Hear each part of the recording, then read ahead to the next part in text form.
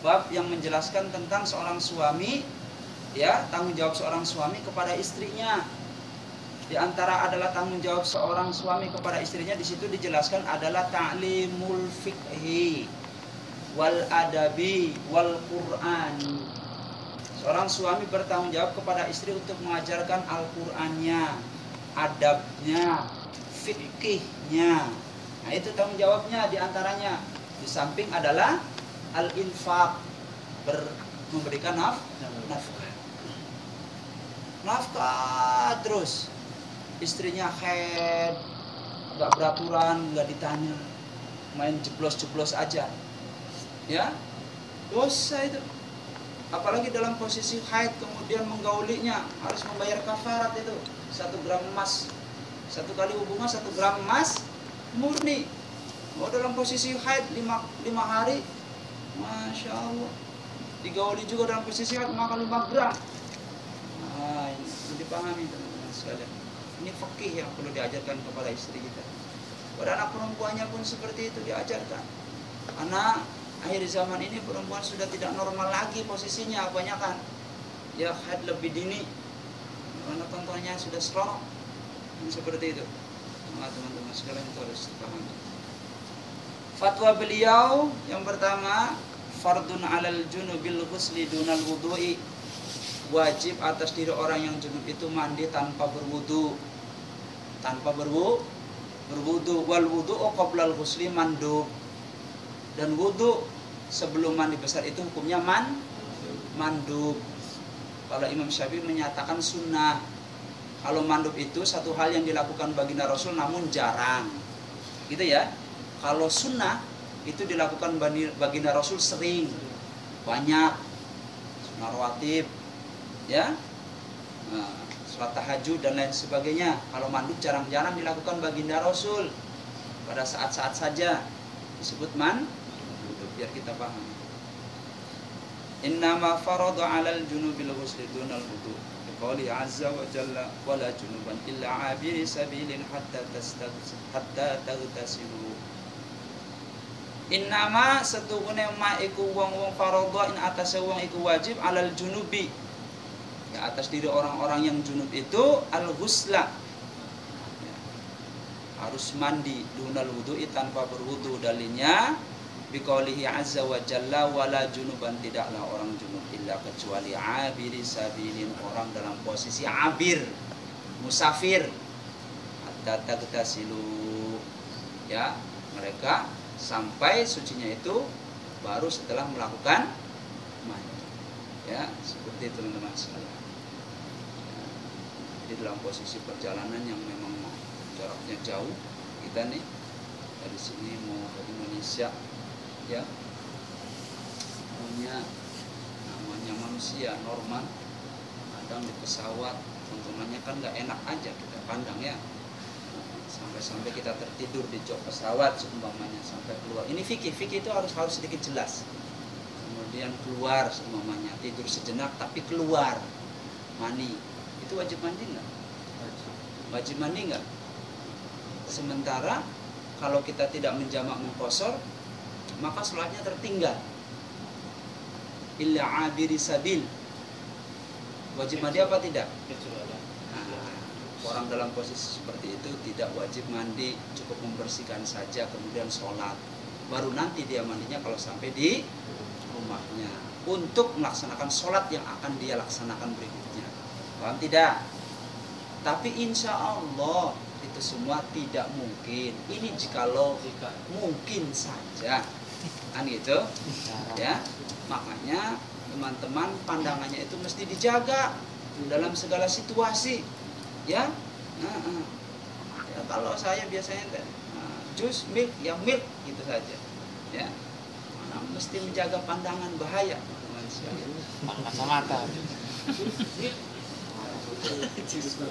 Wahada ijma'un la khilafa fihi bainal ulama. Wahada, dan ini ijma' adalah satu ijma', kesepakatan para ulama, la khilafa, tidak ada perselisihan, bainal ulama, di antara para ulama.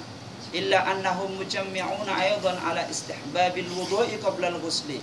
Dan juga para ulama telah memberikan ijma' atas disukainya, diperbolehkannya, ya. Jadi mandub ini satu hal yang dilakukan tapi jarang dilakukan oleh baginda Rasul, sering dilakukan saja pada saat-saat tertentu.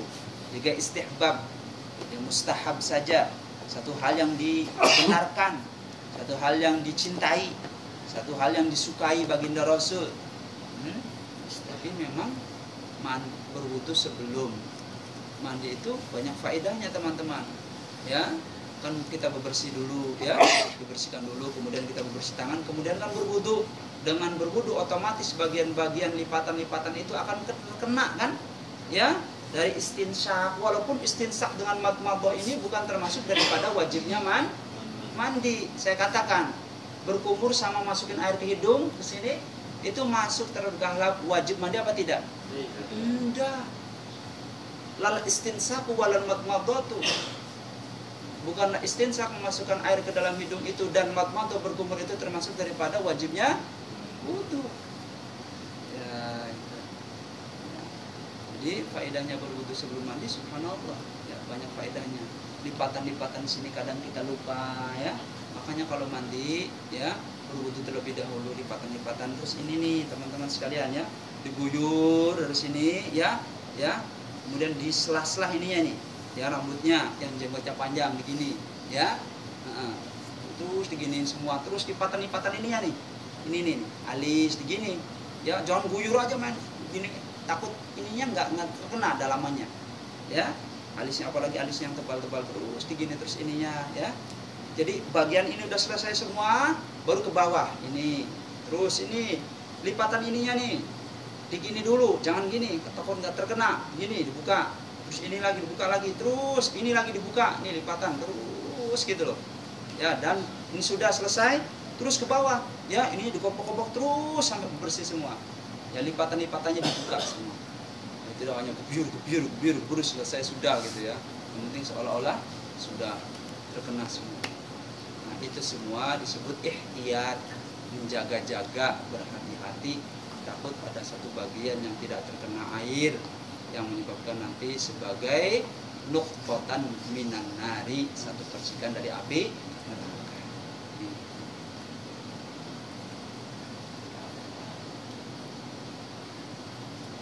Fi ghuslil janabati la tu'adu ghuslal a'dha'i walal madmadati walal istinsyaqi. Di dalam mandi janabah itu tidak mesti untuk mengulang-ulang, yaitu zaman dahulu, karena memang dalam prosesi dulu itu airnya kan sangat minim, ya. Kalau zaman sekarang shower bawa, ya. Walaupun sebagian Syafi'iyah mengatakan salah samarat itu adalah sunnatun, ya. Seperti itu. Walal madmadati walal istinsaki. Nah, ini tadi madmadah. Madmadah itu artinya berkumur, istinsyak yang masukkan air ke hidung, itu bukan termasuk daripada fardhunya wudu.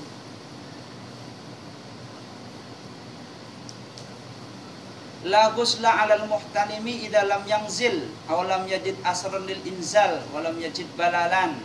Tidaklah wajib mandi besar atas diri orang yang bermimpi sementara tidak keluar mani, walam yajid, dan belum ada atau tidak ada bekas mani yang kering menempel di celananya, walam yajid balalan, atau satu bekas yang seolah-olah itu basah. Nah, jadi tidak mewajibkan mandi. Kan banyak yang meragukan orang, ya, di tengah berpuasa, ya, dia mimpi enak banget tapi kok enggak keluar. Nah, itu juga pernah kita alami seperti itu. Kita mimpi enak betul sama istri, kita mimpi enak betul sama pasangan kita, taunya pas dicek tidak ada sama sekali.